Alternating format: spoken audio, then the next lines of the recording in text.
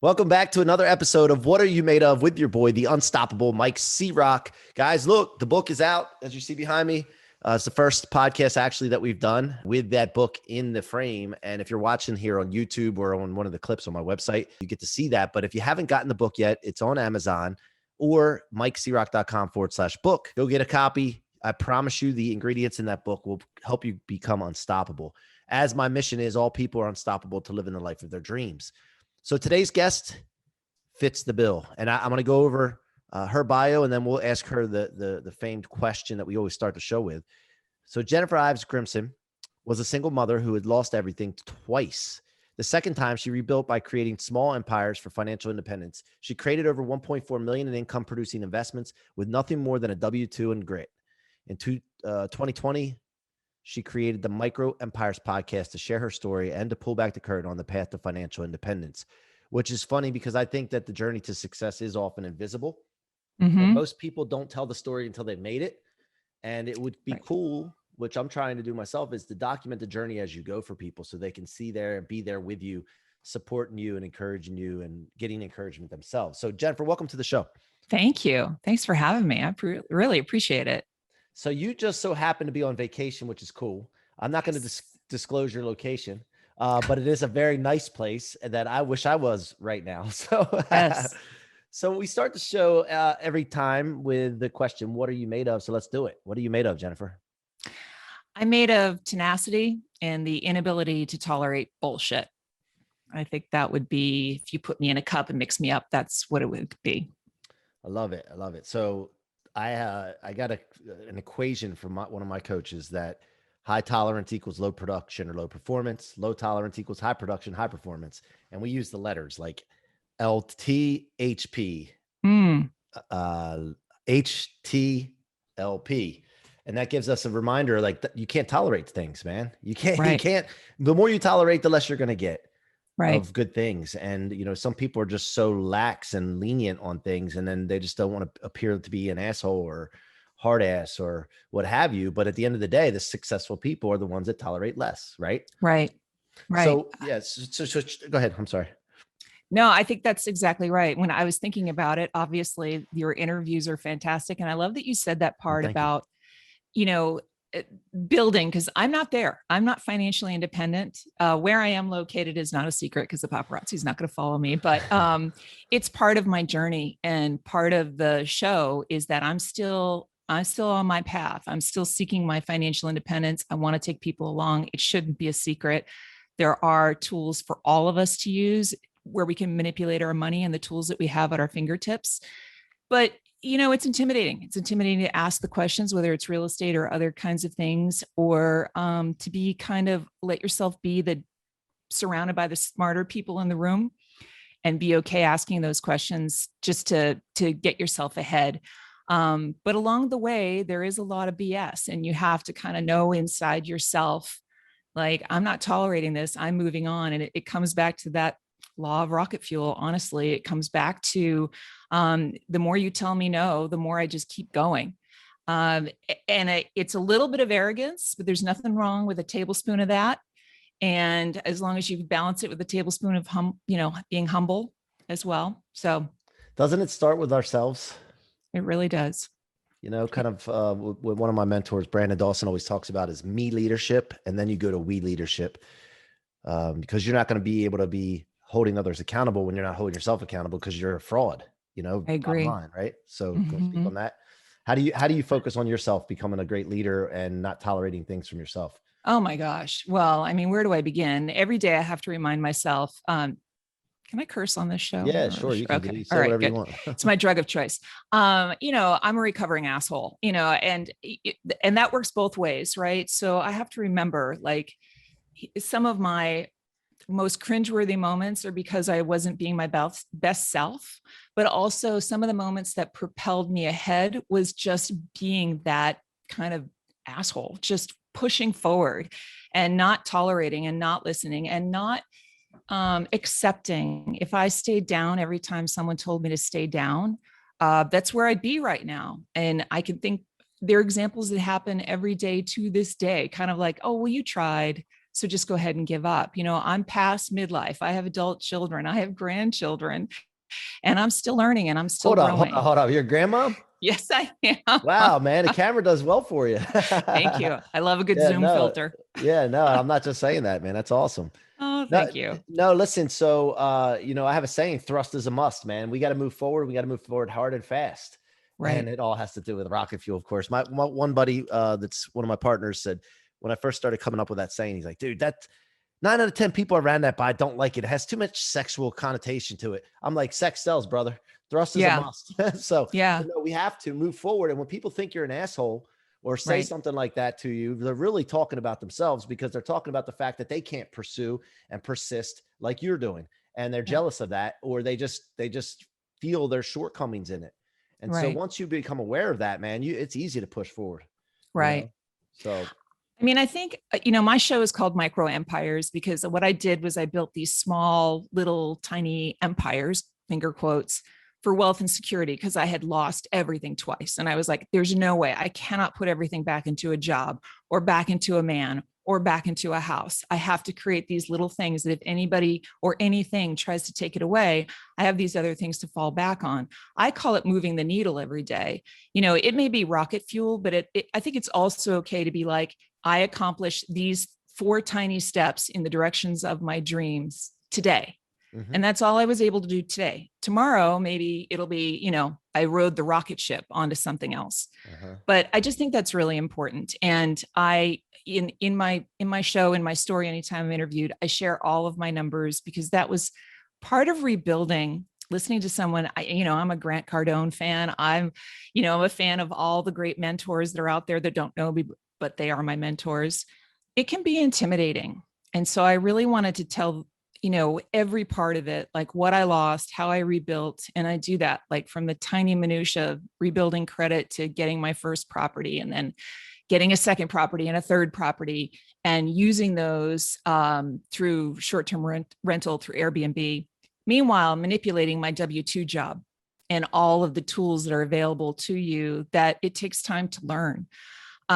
So yeah, it's important. Go ahead. But let's just clarify something. Manipulating, you're not talking about you're talking about legal loopholes, not doing things. Just to clarify that, everybody, because you guys don't know Yes. Jennifer. I know that she's ethical, but so quick question here. So the one thing before I do that, the mentors, I like to make sure the mentors know me. Right. Like, you can do research from afar, but to me, I think you have too many outs. Mm-hmm. And plan Bs if you don't perform based on what they're telling you. So Right. what I like to do is I like to make sure in my mind, I say, okay, I'm going to be a case study for this person. If I'm going to study them, I'm going to be a case study for their content to be successful. And I'm going to make sure they know who I am. They are aware of what I'm doing, and I'm going to let them know about it, even if they don't want to hear about it. Because what it is, it's not about them at that point. It's about me trying to hold myself accountable to achieve. And so if they do know about me and it serves them as well, of course, that's a benefit. And I want that to happen as well. But at the end of the day, for accountability, it's too easy to turn and run or, jump ship when nobody knows or sees what you're doing. Right. I agree. So I have mentors that are close to me, people who are in my world that definitely follow me or have led me places. But then there are other folks where I'm reading their books or I'm reaching out to them, and, getting these mentors on a larger stage. But I also, I try to encourage people, like, you may not have Grant Cardone today or, C-Roc as your mentor today, but you can get there, and it's okay to watch them. But you're right. I mean, it's all about taking action. None of this matters if you don't take action. Accountability, man. Accountability. Yeah. So tell us about your story. You take us back as far back as you want in your life, but tell us the ingredients that went into making Jennifer. So, I mean, as you said in the beginning, I lost everything twice, and I have to, underscore that. So, no job, no car, no place to live, 2 kids to raise, Chapter 13 bankruptcy. And I did that twice. And all of my money mistakes weren't they weren't me buying expensive clothes or making a bad investment. It was that they were relational. I turned my financial well-being over to another human being. And that happens a lot. My first, was my first marriage, and my ex-husband sued me 25 times in 10 years. And yeah, and that's a reality. And you don't really have a choice when it's your children on the line. So I spent 10 years battling in a court system in California that drove me into bankruptcy. The second time was really the same reason. However, the second time I'd kind of jumped from the frying pan into the fryer. I was in a relationship with someone for a long period of time, 7 years. And he was a person of means who really wanted me to leave my job, which I'm grateful for. Don't get me wrong. But when that relationship ultimately ended, I had made the same mistake again and was again with nothing to my name, which is just, and then I'm in my early 40s and I have these 2 kids that are still relying on me. So that's where really, I mean, my rocket fuel at that time was like, this is never happening again. Whatever I need to do to learn this lesson, I'm going to learn this lesson. And that's when I started building, rebuilding credit, and then ultimately house hacking, short-term rental. And when I talk about money manipulation, you're absolutely right. I have great CPAs, I have great attorneys, I have great bookkeepers. I do everything legally. But I think you would agree, and your audience, certainly if they're listening, there are, quote, secrets of the wealthy that are really available to anyone, but they can seem so complex and scary. Yep. That folks don't know where to begin. Self-directed IRAs, 1031 exchanges, being able to purchase homes for 3% down, being able to borrow against a 401k without penalty or taxes. Like, these were little things that I was like, wait a minute, I didn't know about that. And so I kept using the tools, rinsing, repeating, and doing them over and over again. And I also got really comfortable with being uncomfortable. None of this was, I think I moved eight times in 3 years because I was busy house hacking. That's not fun. No, that's not fun for a woman in her mid 40s. That doesn't look great on your Match.com profile. Hey, I've been sofa surfing for 5, whatever. But I was building wealth and I knew it would get me there. And I was just laser focused on that during that time. Got it. So, so growing up, what went into, because it seems like you're similar to me, you're a little stubborn, which is a good thing when it's on the right thing and a bad thing when it's on the bad thing, right? That's right. What growing up, like, how did you grow up? Like, what was it like growing up? Well, I'm the youngest of 6, and 2 parents from the Northeast and from the Boston area mostly. And my parents grew up, they wouldn't call it poor, but probably you and I would. They worked very, very hard. They were savers. They were super conservative. Credit cards are bad. There's no such thing as good debt. So I grew up with that mindset, and I call it money culture. And I'm grateful for that. That taught me a lot about sort of budgeting and being frugal, and that money doesn't define me, et cetera, et cetera. But it also taught me, or at least I left the home kind of with this idea of, I'm going to stay between the lines, do what I'm told. I'm going to go to college. I'm going to, be a good wife. I'm going to whatever. And it'll kind of all work out because my mom loved my dad and my dad loved my mom, and they took care of each other and all that good stuff. But that wasn't in the cards for me. That's not who I chose, and that's not the path that I went on. When I really, for me, when we just talk about like money, because that's what I focus on, but you can't separate money from identity or from security. So you can't separate it from your personality at all. When I really got clear that I had to do a serious mind shift was the second time I lost everything, because I just couldn't believe that I had done it again. And I think it's a very common story. Well, I know it is. I kept it a secret until I started recording the podcast, because there was no way to do it without telling my story. Once I started telling it, people tell me all the time now. They're like, I'm here right now. I have so much shame. After a 27-year marriage, I'm broke. I didn't work while I was married, or it can come from the male side too. Had to give up everything, or there was credit card debt or whatever. And there's just tremendous shame. So I'm grateful for the roots, the conservative kind of roots that raised me. And I'm also grateful that I was able to be surrounded by people who I was willing to learn from and be kind of the dumbest person in the room to learn all of these new ideas, mostly in real estate, to be fair, because there's so many ways to grow wealth in real estate. Late in life, I say, but not really late in life, because, I'm going to live for another at least 50 years. So. Yeah. That's one thing that happened to me about 2-3 years ago. I'm in the mortgage industry, and I've identified as a mortgage person, right? I was running a team. We got up to 40 employees, still do that. But I identified that with that as for a long time. And I worked for a company that crumbled because of some things that happened with the ownership and all. And at that point, I had 22 employees at that time. And I felt like, man, like I'm losing my identity. Identified myself as a division manager for this company. And, I had this group and I was so proud. I lived, eat, breathed it, and then it come to find out, like I was identifying as that. And when that went away, I was like, who am I? Like, I didn't have my identity. And that was a similar probably thing to you when you were married and not Yeah. having like an outside job. I know you worked in the household, I'm sure, Right. mom and wife and all that, which is important. So, but at the end of the day, you had like, what is my identity now? Right. And that's what I went through as well. And I hit rock bottom to an extent. And that's where the C-Roc brand was born. And now I identify with all the things I do, C-Roc, and then I have a core purpose, which is all people are unstoppable to live in the life of their dreams. And everything goes filters through that. And I do a lot of things, but it all goes back to my core purpose and under C-Roc. And nobody can take that from me. Right. So is that kind of the thing how you felt? And how did you rebrand yourself? Like once you know, Yes, that definitely was part of it. I don't think I realized it at the time, but it's exactly what you're saying. I think I realized like I just have to develop me. I have to understand me, who I am on every level, and then everything else that happens around me has to come back to the core of who I am. And interestingly, I interview a lot of former athletes, as do you. And recently I had a guest on. He talked about identity foreclosure. He works on NFL players, and I'm married to a former athlete. And I'm not somebody who ever followed sports at all. We've only been married 3 years, not even 3 years yet.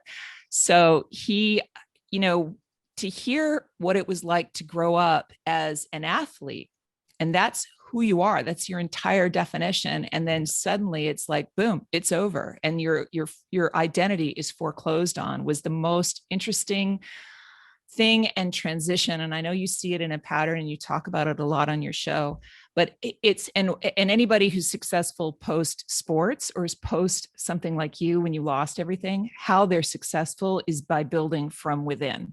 yeah, Figuring out who they are and what they're going to do, because that's never going to go away.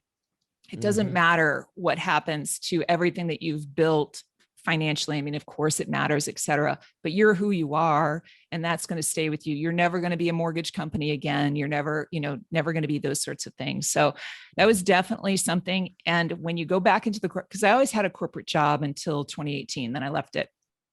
But when you go back in the corporate world and you've discovered that about yourself, I knew that about myself, but I also knew that this corporate job was going to give me a great salary. I was an executive salesperson. I was going to be making 6 figures. I was going to have all the benefits. And I needed that as a base. But that's not the best person in the world to try to manage, So I tried. Being a sales rep is different though, because you have a lot of freedom, but I try to be very manageable. But I never fit in, there are definitely people who try to keep you in that, the office environment, the hierarchy. And when your mindset has gone beyond that, you're like, I'm just here for a minute and then I'm going to be on my way. So changes everything. And to clarify, I didn't lose everything, but I've lost my identity. But and I have a saying as well. It's never as bad as you think it is. And it's never as good as other people view it to be. That's true. So I'm always thinking like, I'm not there yet. I'm not there yet. I need to get there. I'm worse off than I am. And I think that keeps me on my toes. I think it's a healthy thing, actually. It could be wrong, but people on the outside, C-Roc, you're killing it. Oh man, I see you, but you can't fall into that, because to me, complacency is my kryptonite. When I hear that stuff, I'm so concerned with the fact that I might let the foot off the gas. Right. And so, and the other thing I want to talk about, when you got to that situation where you needed to change and you were in your 40s, I assume you said, yeah. Okay. So similar to me, I felt like, oh my gosh, I wasted all that time. And now I have to act with urgency. That's where thrust is a must came from, because I've had this short shrinking window and I got to jam everything I wanted to do in my whole life in this window now. Right. And I messed up in the past. I did great things. But then there was a phase of my life from 18 to 25 where I was partying, drinking and just stupid, chasing. It's just dumb. Yeah. And I got stuck in that, losing my purpose and intention. So yeah, I can definitely relate with you. What are some basically, if somebody's listening to this and wants to get into the real estate world, what's the first thing you would do? Or give us like the first 3 steps for Yeah. someone to achieve, and also like for a great foundation and being on the right track. Yeah. Well, I mean, the Purple Bible, Rich Dad, Poor Dad, everybody reads that. That's just sort of your initial mindset thing. Keep it. You could read it in a day or whatever. The big shift for me, honestly, was joining a real estate investors group. I live in Nashville, Tennessee, and they happen to have an amazing investors group.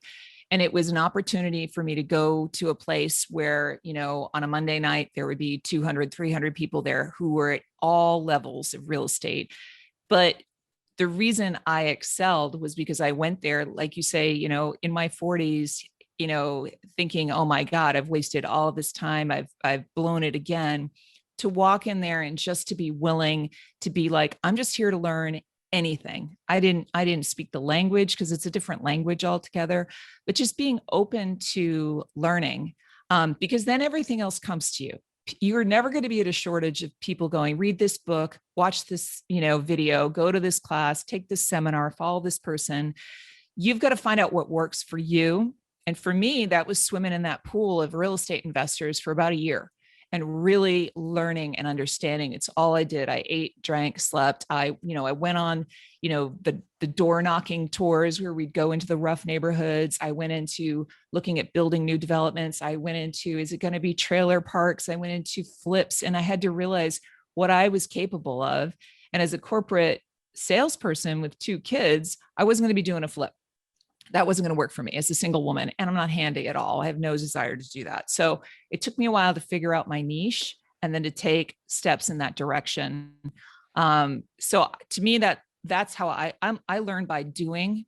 I suffer no analysis paralysis. My podcast is the same thing. I just started and I was like, I don't know where I'm going, but I'm going to go. And I'm going to record because people kept asking me the same questions over and over again. So now I can at least say, go listen to episode, 40, right, and not have to repeat it again. So what's your vision now going forward? What's in the future for you?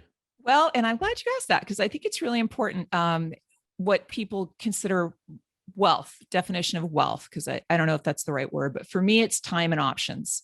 So I'm wealthy if I can dictate how and when I spend my time, and that I always have options. So if I get a flat tire or a big medical bill or whatever, I might be bummed. I might be a little stressed about it, but what I'm not going to be is terrified that I can't have the option to pay it or handle it in a different way.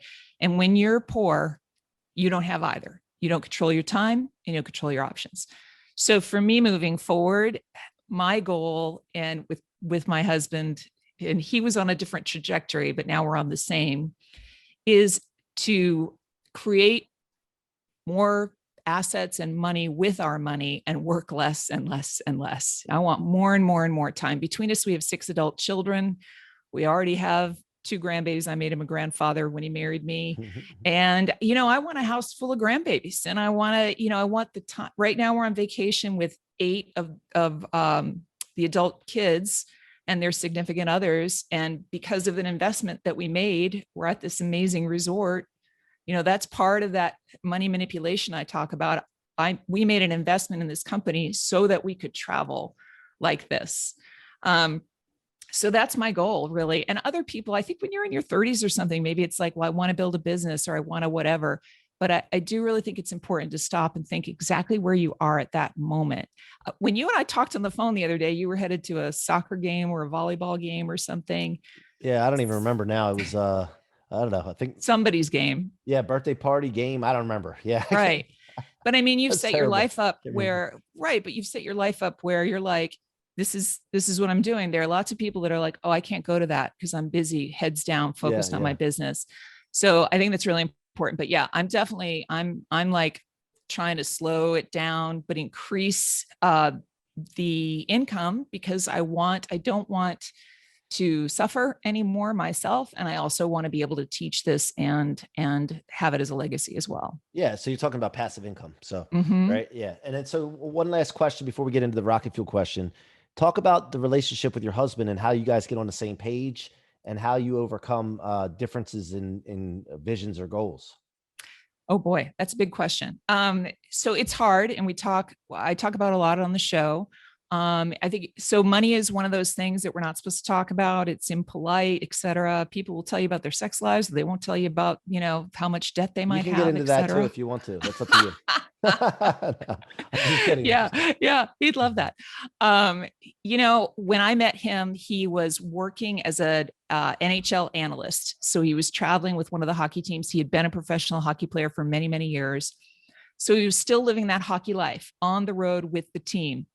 Never having understood sports myself, I was like, well, this is crazy. But he loved what he did. So he was gone 80 games a year, just gone. And that was his life. And the team dictates your life. And he loved it.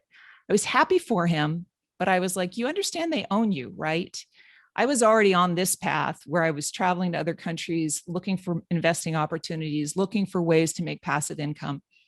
Well, lo and behold, he got fired. And that killed him. But at the same time, that's the day it happened. I said, this is the best thing that could ever happen. And then he got on board. So now he also has multiple streams of income. He's working in different ways. But on a day-to-day basis, we do struggle with it. Like anybody, we've got a blended family, how you spend money, et cetera. So we talk about money culture. And really what we focus about is it's not necessarily like, hey, how much money are we going to spend on a car or a house? It's about how it makes you feel. And so I'm somebody who, because I lost everything, spending money left and right still makes me feel afraid. It still makes me feel scared. Other folks, when they spend money, it might make them feel whole because maybe they were denied things as a kid. And so there's actually, I have a ebook that's free, and then I'm writing a course that's really about. Sure. Okay. Yeah. The ebook is just called You Don't Have to Be Wealthy to Build Wealth. And it's available on my website and it's downloadable. It's completely free.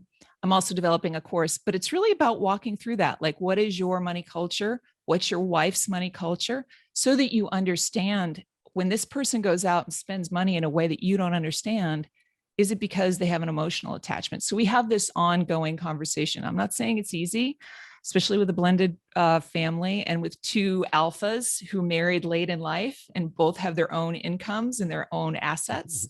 It's difficult, but we do it, and the more it's a muscle. So we try to engage in those.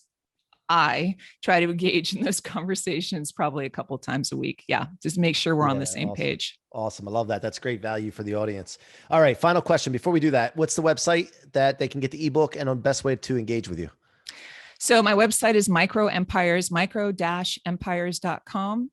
And you can get everything there, the podcast, the books, everything. Obviously, my podcast is on Apple Podcasts, Micro Empires, and I'm on all the socials.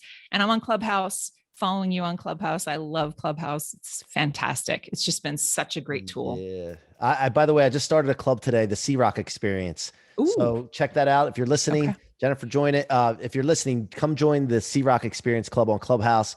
We're going to have rooms, networking, building relationship capital for each other, talking about non-tech entrepreneurs that have ideas that usually go to the grave. And we're going to help get their tech ideas into businesses, like actually create businesses around that if it's a viable product.